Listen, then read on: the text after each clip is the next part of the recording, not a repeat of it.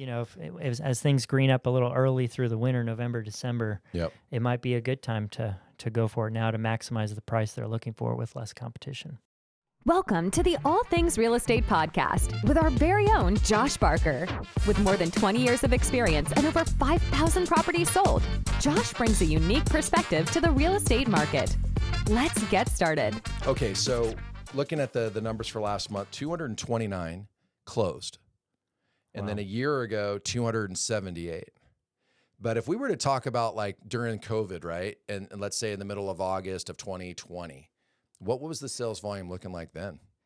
Yeah, I'm curious. Tell me, do you remember? I remember being like in the mid 350 range. Wow. Yeah, so obviously sales are off quite a bit. 45% is pretty much what we're seeing across the board. And a lot of that is because obviously interest rates went up and it really put a squash on a lot of people qualifying for mortgages, right? Right. So right. that's one thing to look at. The other one was on the pendings. That kind of stood out too. This last month, they had 218 properties that went pending here in the marketplace. And you go back a few years ago in August, it would have been close to 400.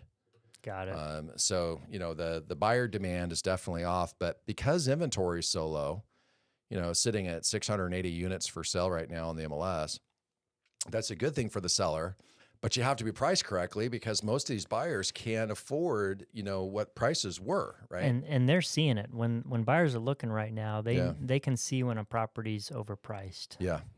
Yeah. And it's a tougher conversation, I'm sure. So I know we have some kind of like broad strokes about, if you're sitting on the market and not getting sold, but let's just say like you have a house, it's been on the market for a month and you've had a lot of showings, but no offers. What would that typically mean?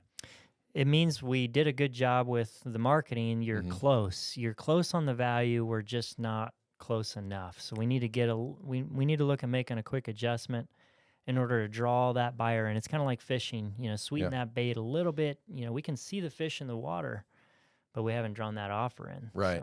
So could you just drop the house price, $1,000 or something and expect that to work? Or I mean, you could, but we don't recommend it. Again, it's back to the process. We've done the $1,000 reductions before, and you're not changing the overall outcome that much with that small of an adjustment. Well, let's use this for an example then. I mean, we don't have the specific property in mind, so let's just have a general conversation around it. But you've been on the market for a month, you've had a lot of showings, no offers. What kind of a price adjustment would you be looking at? If you've had a lot of showings, we missed it by less. So we're looking at a less reduction. In that instance, I'd recommend about a 5% reduction. 5%? Okay. Yeah. And let's say you're that same person, though, and you've been on the market for a month or more, and you haven't really had any activity at all. What would that mean? You missed the price by more. Okay. So we need to really get it closer to the right number. So we're looking at a 10% reduction. Okay.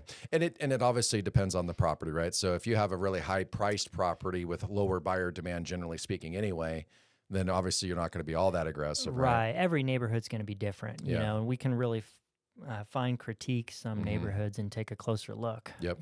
Yep. Kind of off topic, but in the same vein, it's I just had it pop into my head, so I'm just going to say it out loud. Pools. I've noticed over the last few years that swimming pools seem to be a lot more valuable than they used to be. Are you feeling the same way?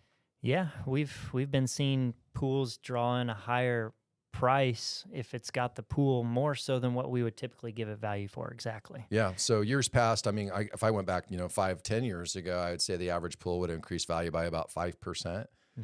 But what do you think it might be today? I've seen really nice pools. I mean, the cost to put in a pool has gone up too. Yeah. So I'm sure the buyer's weighing the options of, well, shoot, it's going to cost me $80,000 to $100,000 to put a pool in. So if they can, get a nice home and the pool with it, they're looking at that cost basis. Right.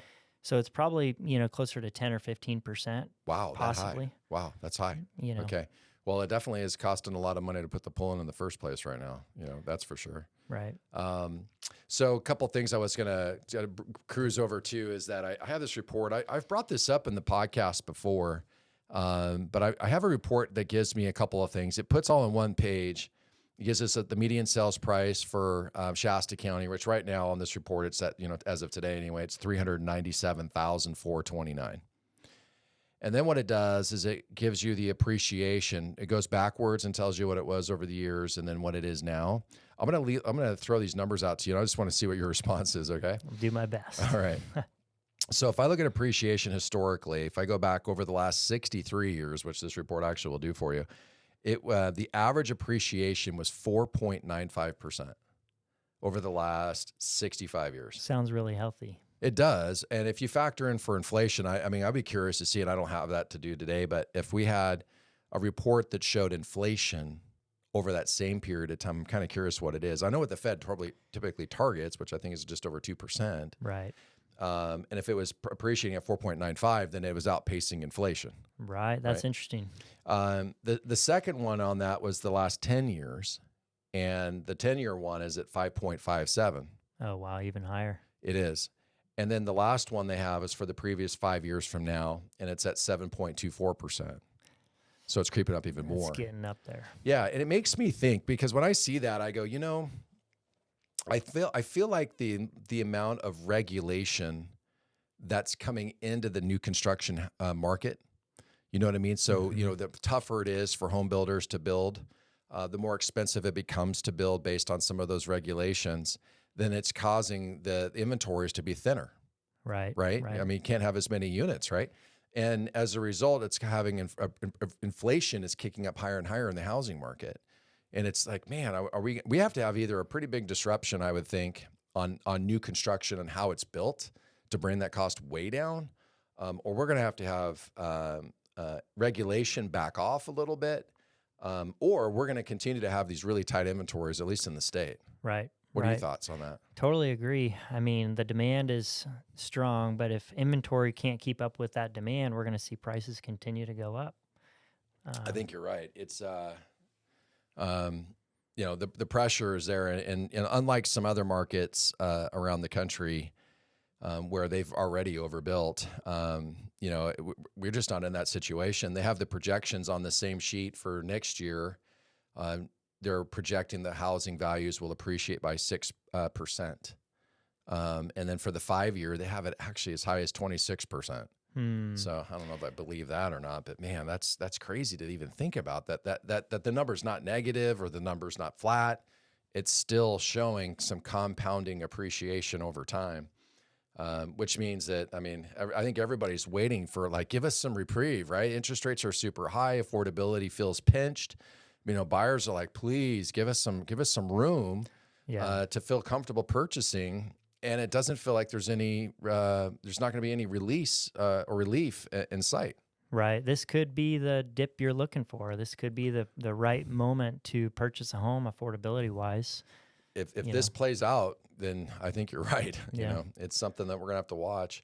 On this report too, this is another number that kind of popped out on me, and I was like, wow, that's pretty interesting. But they have on this report, what they try to do is they try to estimate what they call family formations. And this is where they basically say, okay, based on people that are going to either be moving out of mom and dad's house or, breaking up with roommates and getting their own place or, those kinds of situations. They have household formations projected over the next 12 months at 2,254. Interesting. Yeah. Here in Shasta County. Okay. And of that, they are estimating that there'll be 1,440 first-time home buyers. Oh, wow. So think about this. I mean, if, and I don't know if there will be or not, but let's just say there's somewhere between 4,500 and 5,000 transactions this year, right? And how that works is there's always a buyer and there's a seller, right? So if you divide that in half, let's say there's 2,500 properties that are sold. Mm-hmm. They're saying on this report that potentially half of them might go to first-time home buyers, which I don't see that being possible. Yeah. But what it does tell me, though, is that they're projecting a lot of people trying to purchase right now. And I think why the disparity is that existing homeowners are sitting on interest rates of 3 to 4%. Right. And so they don't necessarily want to go out into the market and purchase right now and relinquish that rate. Right. You know what I'm saying? So that we've kind of gotten away from that yes, demand. that segment, that move up buyer that we used to have right now is really slowed down because the rates are so high. So nobody wants to give up a 3.5% interest rate to go jump into 7.5 or 8%. Right. And that might be where that number's showing up, is they're saying, hey, the composition of buyers, the volume's going to go down. And oh, and by the way, about half of those transactions will probably be first-time home buyers. Man, yeah. Yeah. I mean, if that number's true, that tells us as a company, we got to do a lot of educating. Right. You know what I mean? Because if that's the case, then there's a lot of hand-holding, there's a lot of education and time that our agents have to put into, helping our clients understand the whole process. Right. You know what I mean? Because when you're working with a person that's already owned a home and buying another one, not that you don't offer value to that person, but because they've done it before, you're kind of moving a little easier, because everybody kind of knows what the roles are. But for a first-time home buyer, there's a lot of education goes into it. Mm-hmm. But in this report, all of that I just said, 2,254 household formations, of which 1,440 first-time home buyers. There's only projected to be 373 new homes built. Yeah, so inventory, it just won't keep up. Yeah, inventory won't keep up. We're definitely still a feeder market. We're seeing people coming up from down south in Central California. It's still a very desirable place to live. Yep. And when you take away the people moving up or upsizing or downsizing, you've got first-time home buyers and those who can afford from other markets. Yeah. So when you're negotiating your contracts, how many of those do you feel are coming in from outside of the area? We were just talking about this last week. I was telling you, I'm seeing a lot of that, people moving here from other markets, and we're also seeing a lot of VA buyers right now. Yeah, those two. Yeah, those are kind of the two primary buyers right now. Yeah. If you were to do an estimate, and I won't hold you to it, Dan, don't worry.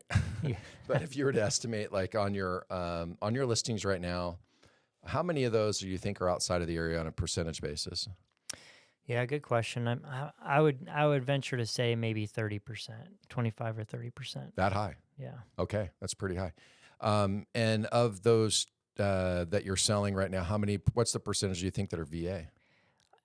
Right now, this is why it sounds impressive to me too, but I think it's over 50% on my inventory is VA. Are you serious? Yeah. That high? Right now, pending. 50% of what you have pending right now on the listing side. Yes. Is going to be probably VA. Yeah, veteran, yeah. How many do you have pending right now?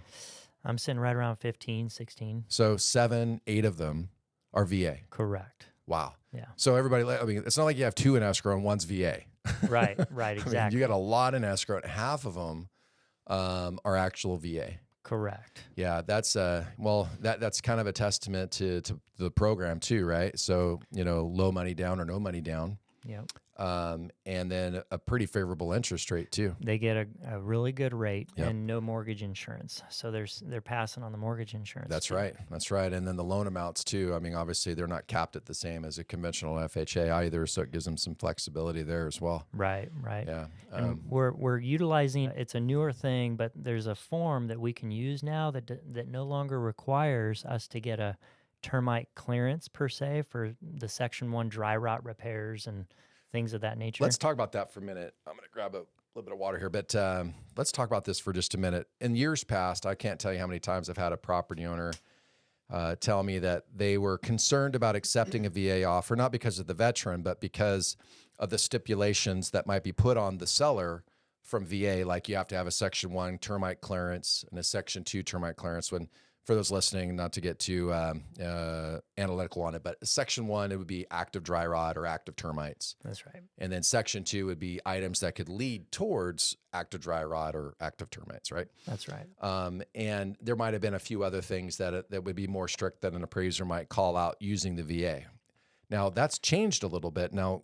So go ahead and say what you just said again. And now that people understand that, in the years past, sellers were a little bit reluctant to do VA or accept VA offers because of the concerns about, the stipulations of the lender, there's a form. Tell us about it. Yeah. So in essence, we no longer have to worry about, hey, are we signing a blank check? Because in a lot of cases, we might not have the inspection done already. Mm-hmm. So when we're accepting an offer, we're committing to go off the market to find out what are those repairs. Right. So there's a lot of unknown there, and it's risky to go off market for a period of time and not know what you're diving into. Sure.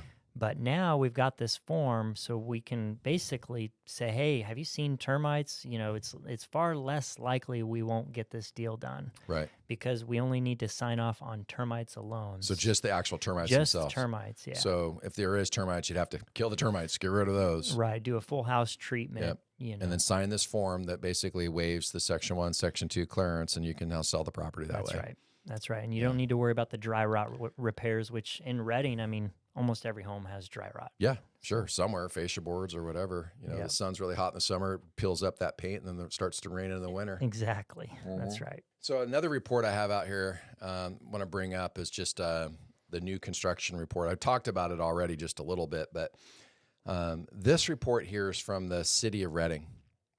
And what they do is they put out a residential permit statistical report. This is month year to date, so it's going to be from the beginning of the year until now.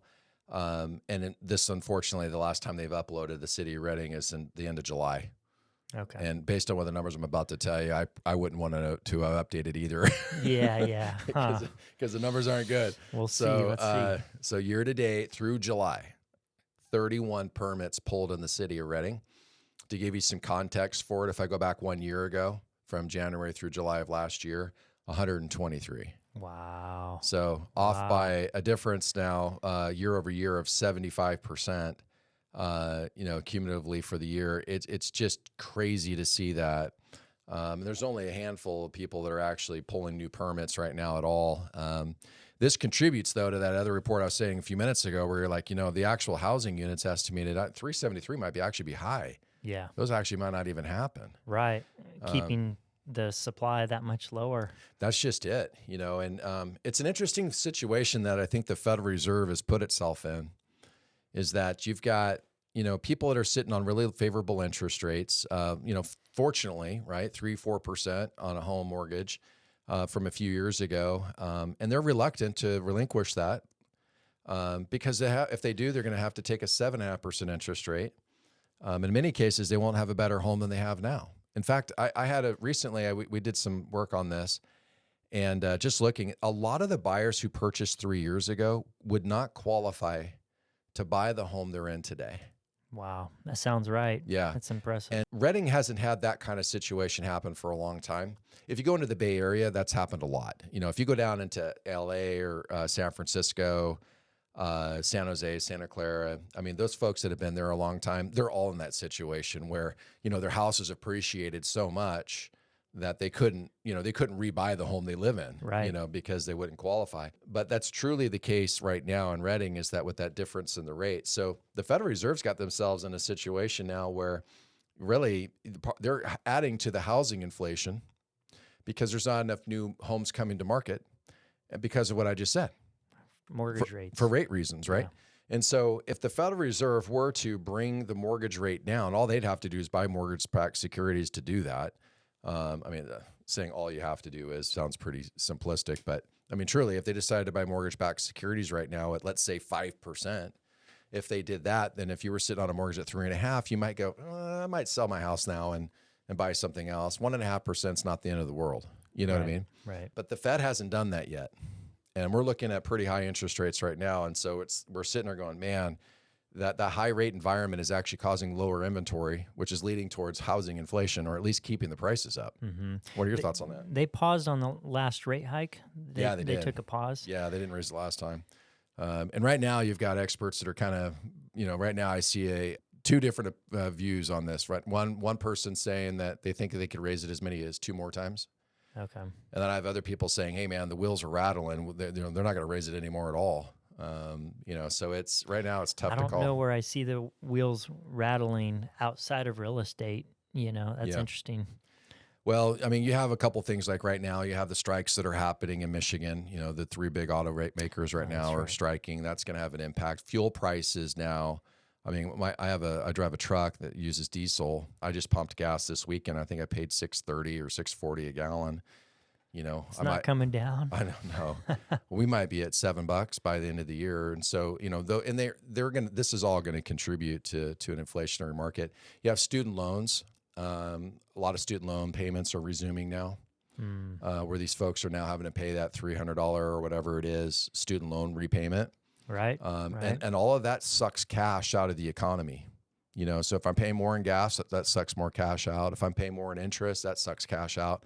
If I'm paying more in student loans that I wasn't paying before, that's sucking cash out of the economy. So, we're looking at, I would definitely say the tea leaves are pointing towards a slower market altogether going into next year. Right. Yeah. So, but we've been saying this for over a year now. We're like, oh, recession in 8 months from now, but it's not looking good. I mean, I would say 2024. You think we'll be there? I think there's a really good chance we could be there. Yeah. Which wouldn't be necessarily a terrible thing.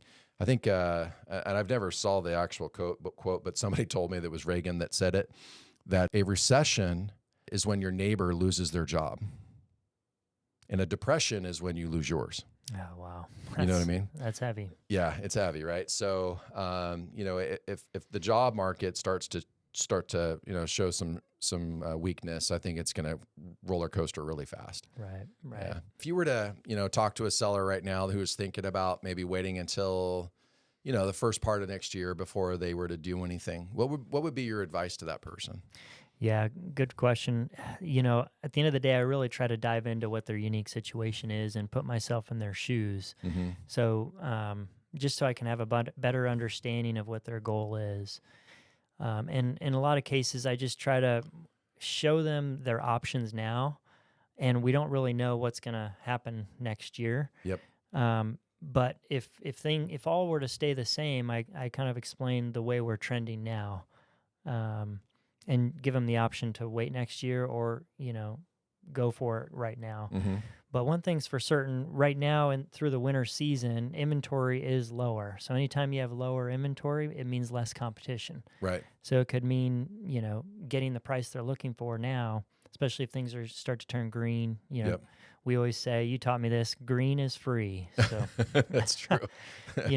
as things green up a little early through the winter, November, December, yep, it might be a good time to go for it now to maximize the price they're looking for with less competition. No, that's good. Let me flip the table on you. Let's say that you're a home buyer right now that's out there in the market and trying to navigate so many of the things that we just talked about. I mean, these are real things, right? Yeah. What would you say to them? Yeah, buyer looking to buy right now.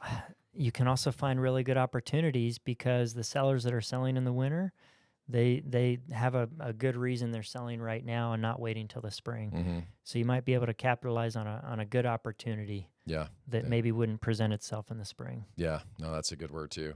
And I kind of looking at that too. I'm like, gosh, if I was a seller right now, why would I sell? And if I was a buyer right now, why would I buy? And I think there's good reasons for both. But on the selling side, depending on what your plan is, if you were to sell your home now and relinquish that rate, it better be worth it. You better get the house you want. Right. Totally agree. That would be one thing I'd say. On the buying side, and this part sucks, but it's like, get into a home now because the tea leaves don't look good for the long term. It looks like, the housing prices are going to continue to be pretty strong.